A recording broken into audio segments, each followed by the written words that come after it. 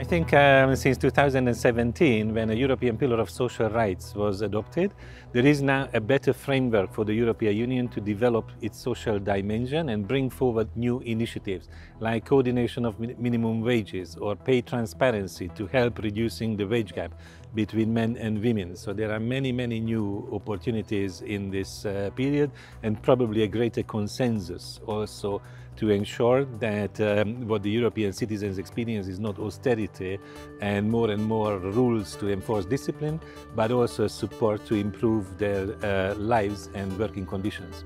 Well, the worst experience was obviously between 2010 and 12, when Europe was hit by a great financial crisis, and instead of providing a stimulus, more and more austerity was brought forward until about 2012.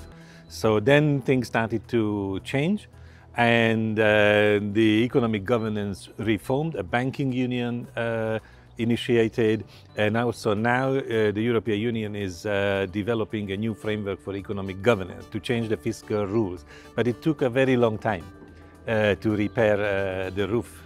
The European Union is doing a lot to improve the conditions of the young people when it comes to education, but also the labor market and the transition from education to the labor market. For example, the EU has created the Erasmus program for mobility of the students, and the EU launched 10 years ago exactly the Youth Guarantee Scheme. Now, it's true that the implementation of this depends on the nation states, right?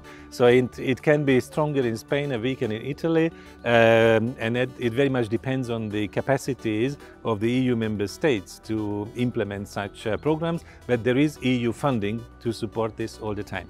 There might be some temptation in East Central Europe. For example, we know that in Poland in 2015 they said that they would like to govern the country as Mr. Orban is doing. On the other hand, I don't think we should blame this on the European Union, because Orban is actually contradicting EU law in many occasions.